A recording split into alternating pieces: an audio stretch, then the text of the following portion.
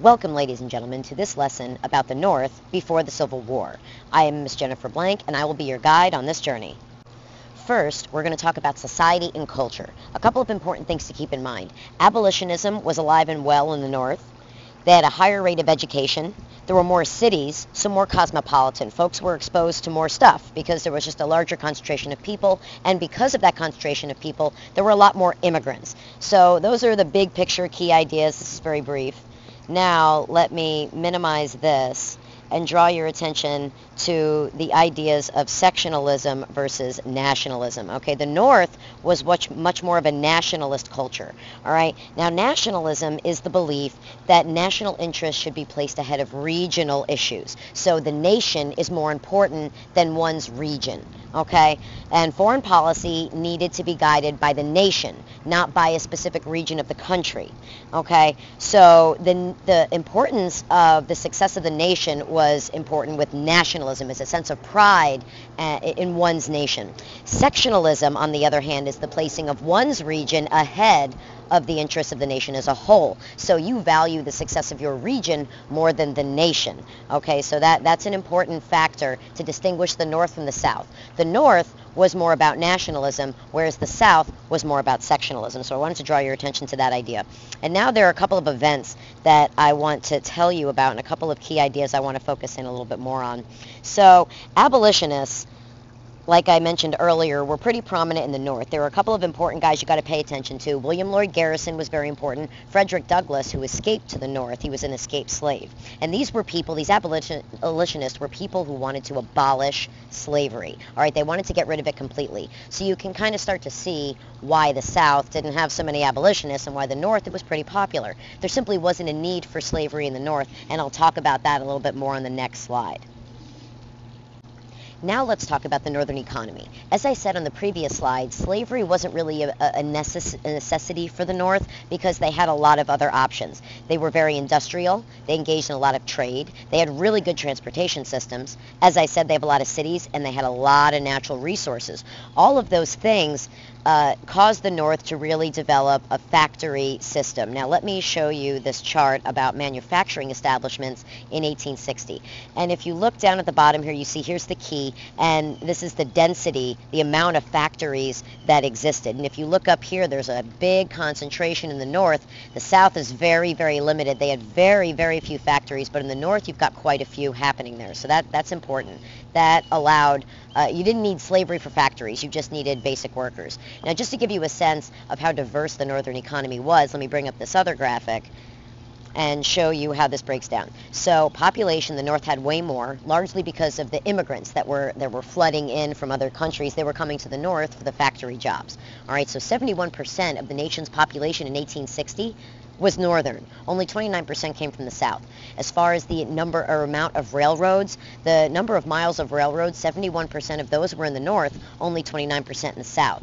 Manufacturing, the North had 86% of all the nation's factories, and industrial workers, 92%. So the North had a lot more options as far as what they could produce and how many people they could employ. The diverse economy really allowed them to shoulder the burden of the war much, much better than the South could.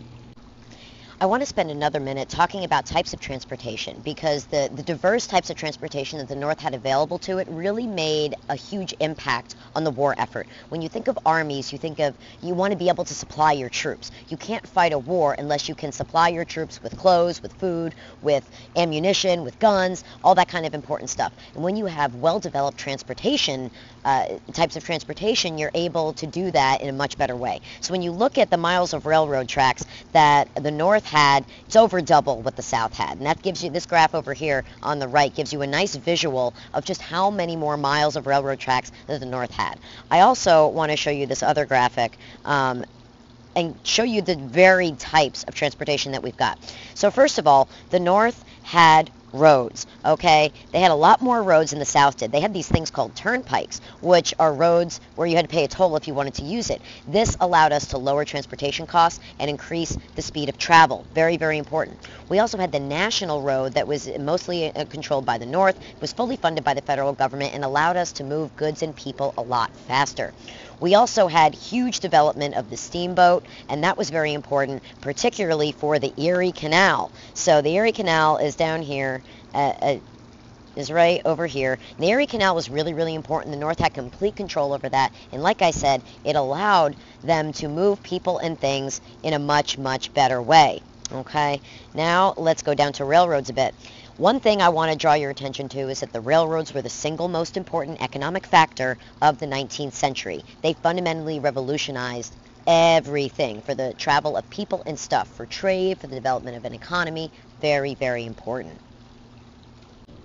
I cannot possibly overemphasize the importance of resources. Resources are essential if you're going to develop your economy and win a war. So the North had an enormous industrial advantage. At the start of the war, the Confederacy only had 1/9 of the industrial capacity, so that's very important. So some statistics I want to draw your attention to. 97% of the country's firearms in the North. 96% of its railroad actual locomotives in the North. 94% of the cloth, 94% of pig iron, and 90% of its boots and shoes. The North had twice the density of railroads per square mile. So at the start of the war, there wasn't even one rifle factory in the entire South. That's crazy. You're about to go, like, shoot people and do crazy stuff in war, right? That's how you win. And how are you going to win without guns? So this is an enormous, enormous thing, and this is one of the key advantages that the North had over the South, the advantage of resources. So what did we learn? We talked about society and culture and how there were a lot of abolitionists in the North, mostly because their economic system did not require slavery. So, and abolitionists are people who want to get rid of slavery, so that makes sense. Weren't too many abolitionists in the South. We also talked about how the North was more nationalistic and the South was more sectionalistic.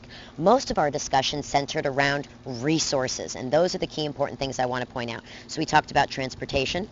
We talked about population. Access to firepower is going to be super important. And we talked about industry and manufacturing. We had tons of steel. We had a lot of trade. And there were tons of factories in the North. So I hope this helped you understand a little bit about society and culture and the economy of the North leading up to the Civil War. And I hope this helps you understand how the war went down. I'll see you next time.